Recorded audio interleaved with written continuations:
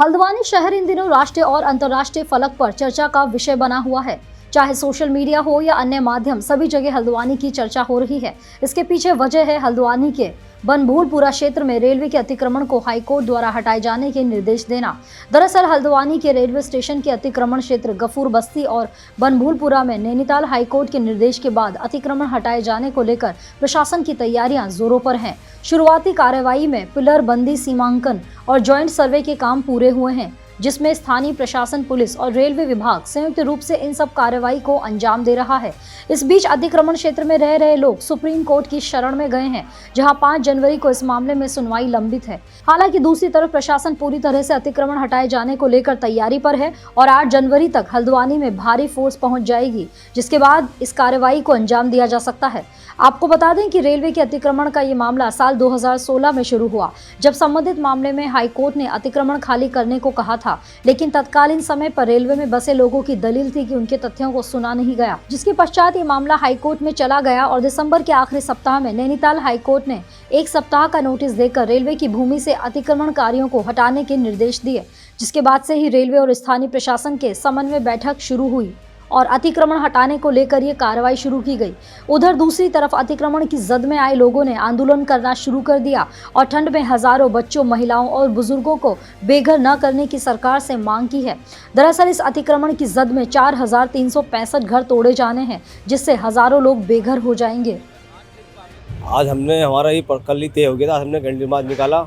Candle march निकालने का हमने लोगों से यही अपील करी है, किसी तरीके की कोई ऐसी वो न करें और हमें उच्चतम न्यायालय पर पूरा भरोसा है। 2 तारीख को हमारी 2 या 3 तारीख में हमारा केस फैल चुका। वहाँ से हमें ऊपर वाले से उम्मीद है कि हमें स्टे जरूर मिलेगा।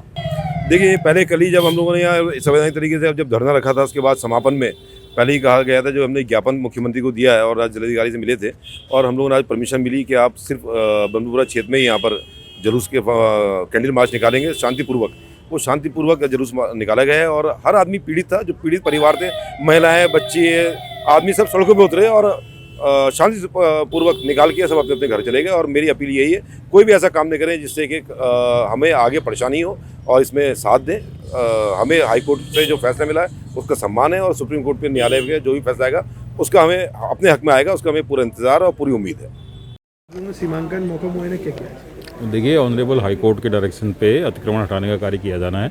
रेलवे विभाग ने और पूर्व में राजस्व विभाग के साथ मिलकर सीमांकन की कार्रवाई तो पहले ही हुई है, तो इनके जो पिलर लगे हुए थे उनको आज आइडेंटिफाई किया गया और रेलवे के मैप को हमारे रेवेन्यू मैप से सिंक्रोनाइज करते हुए जो सीमाएं हैं उनका निर्धारण किया गया है और शीघ्र ही मुनादी और जो नोटिस वगैरह देने की कार्रवाई होनी है, रेलवे डिपार्टमेंट ने की जानी है, वो शीघ्र ही प्रारंभ करेंगे 1 या 2 दिन में और उसके 1 हफ्ते का समय देते हुए ऑनरेबल कोर्ट ने कहा है कि हटा दिया जाए। उसके लिए हमारी पूरी तैयारियां हैं।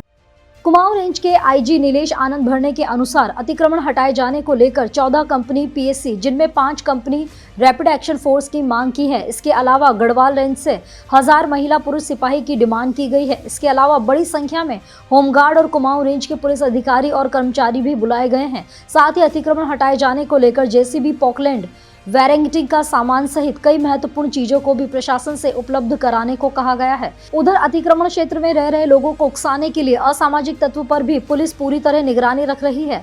लोकल इंटेलिजेंस यूनिट की एक्स्ट्रा यूनिट बुलाई गई है। साथ ही सोशल मीडिया में भी किसी प्रकार की भड़काऊ व हिंसात्मक पोस्ट पर निगरानी रखी जा रही है। इसके अलावा सत्यापन अभियान भी पुलिस के द्वारा चलाया जा रहा है। ये हमने जो है 14 कंपनी पीएससी जो है इसके लिए जो है पैरा सीपीएमएफ के लिए डिमांड किया है, जिसमें 5 कंपनी जो है वो आरपीएफ की है, रैपिड एक्शन फोर्स की।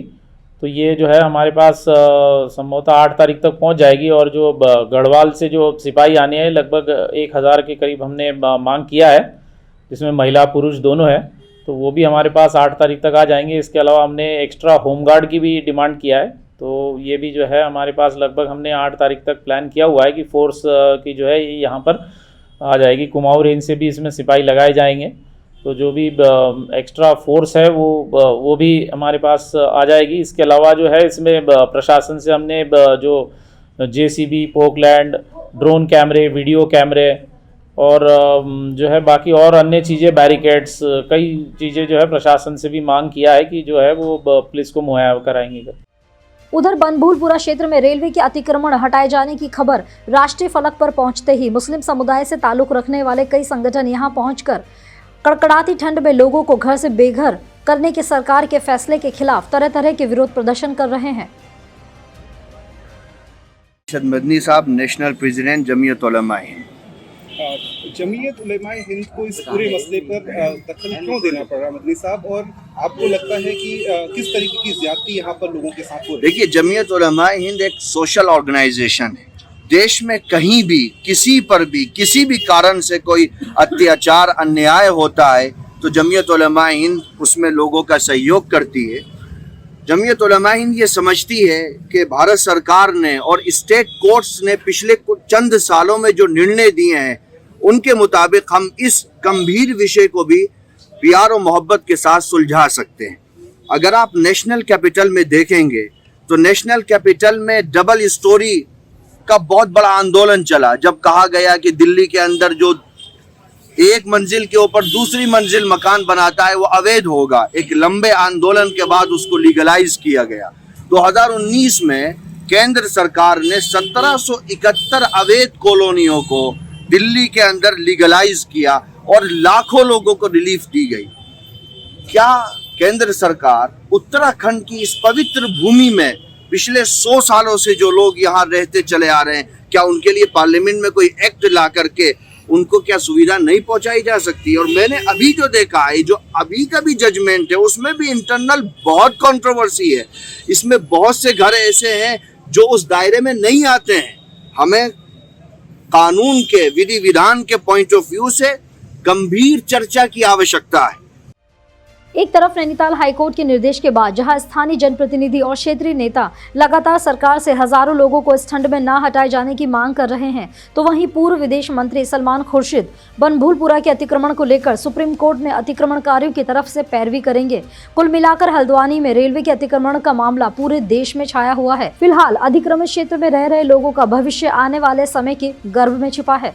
खबरों से लगातार जुड़े रहने के लिए हमारे चैनल को सब्सक्राइब करके बेल आइकन पर क्लिक कर दें और देखते रहें ओजांग टाइम्स।